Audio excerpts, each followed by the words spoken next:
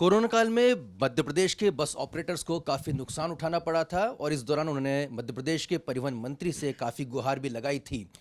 लेकिन काफ़ी अरसा बीत जाने के बाद शायद उम्मीद धूमिल होती नजर आई थी, लेकिन अब उनके लिए एक बड़ी खबर आई है।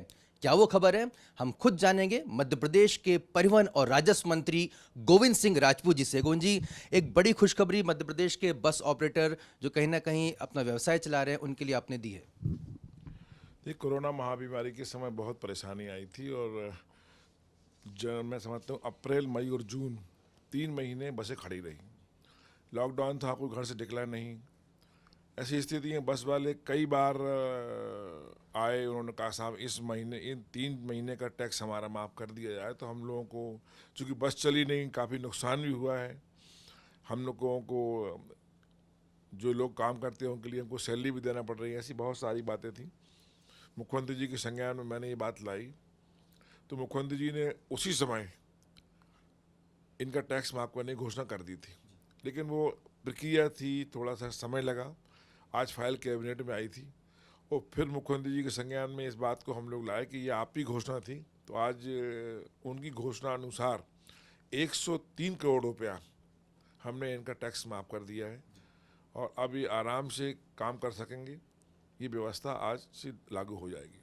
जी, कितना मुश्किल फैसला था क्योंकि कोरोना काल के बाद से ही लगातार सरकार के ऊपर भी दबाव है राजस्व का, और ऐसे में 103 करोड़ रुपए का राजस्व का यहाँ पर आपको नुकसान होना कितना बड़ा फैसला था। देखिए, फैसला तो बड़ा है लेकिन जनहित में फैसले बहुत सारे लिए गए। बहुत सारे फैसले ऐसे लिए जाते हैं जिनमें सरकार पैसे की परवाह नहीं करती।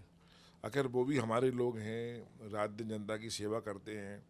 अभी इसी तारतम्य में जब मुख्यमंत्री जी ने घोषणा की थी पचमढ़ी में, मुख्यमंत्री जी के दिमाग में कई दिन से चल रहा था कि क्यों ना हम ग्रामीण परिवहन को बढ़ावा दें। और ग्रामीण परिवहन, मैं समझता हूँ शायद पूरे देश में पहली बार हम लोगों ने शुरू की है।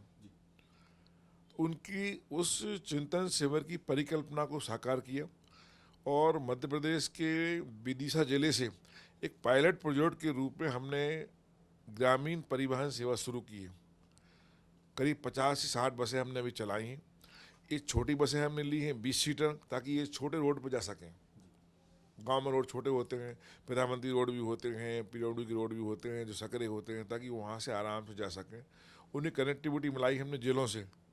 जैसे प्लेन में होती है कि इससे उतरो कि वहाँ चले जाओगे आप, ऐसे बड़ी बस से उतर के छोटी बस लगी रहेगी और वहाँ से आदमी अपने घर पहुँच जाएगा। हम देखते थे अभी गांव के आदमी ऑटो से जा रहे हैं, जीप में ओवरलोडिंग करते थे, जीप पलट जाती थी, कई हादसे भी हुए हैं। वो गांव का आदमी जब से मध्य प्रदेश ट्रांसपोर्ट निगम बंद हुआ है तब से बहुत परेशान थे। एक अच्छी शुरुआत हम लोगों ने की है और हमने घोषणा भी की है कि हम 4-5 महीने के अंदर पूरी तैयारी कर रहे हैं कि एक साथ हम पूरे मध्य प्रदेश में ग्रामीण परिवहन बस से सब सेवा शुरू करेंगे। ये बड़ा कदम होगा, इसके लिए बहुत बड़ा इंफ्रास्ट्रक्चर, बस स्टैंड और तमाम जो इंफ्रास्ट्रक्चर डेवलप करना होगा। तो कितनी तैयारी है सर इसके लिए? देखिए, बहुत तैयारी हमको इसलिए नहीं करना कि हमारा गवर्नमेंट की बस नहीं है, बसें प्राइवेट बसें हैं।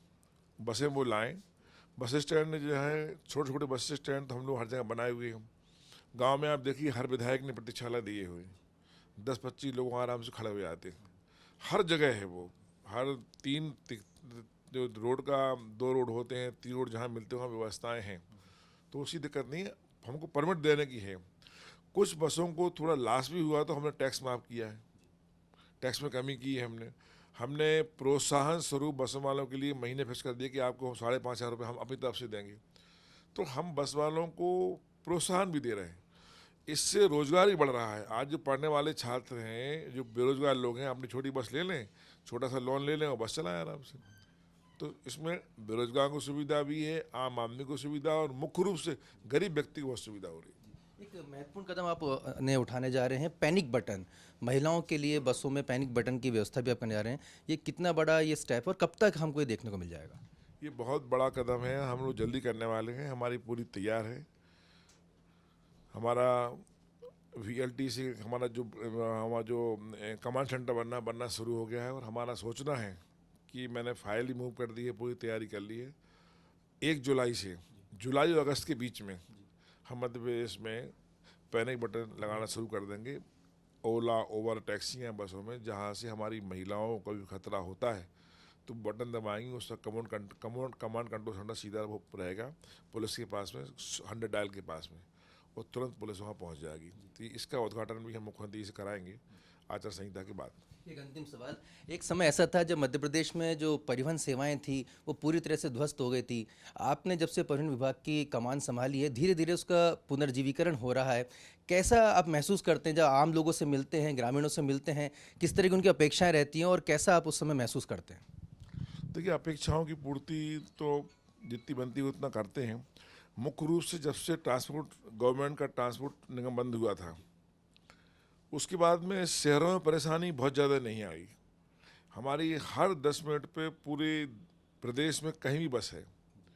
बस प्रॉब्लम थी गांव में बस नहीं थी। गांव में चूंकि थोड़ा नुकसान होता है, बस वाले बस चलाना वहाँ चाहते नहीं, इसलिए हम लोगों ने बहुत चिंतन मंथन के बाद गांव की बस शुरू की है। और गांव की बस होने से लोगों के चेहरे मुस्कान है और लोगों को लग रहा है कि जल्दी से ये सेवा पूरे मध्य में शुरू हो जाए। तो ये बहुत बड़ा कदम है हमारे विभाग का और मुख्यमंत्री जी की सोच का। बहुत बहुत शुक्रिया गोविंद सिंह राजपूत जी, मध्य प्रदेश के परिवहन और राजस्व मंत्री।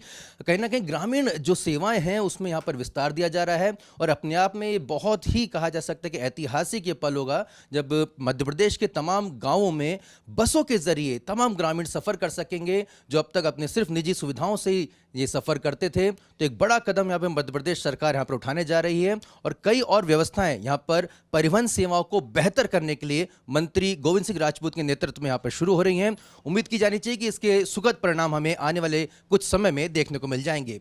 कैमरामैन कमलेश यादव के साथ Ashutosh, India first news, Bhopal.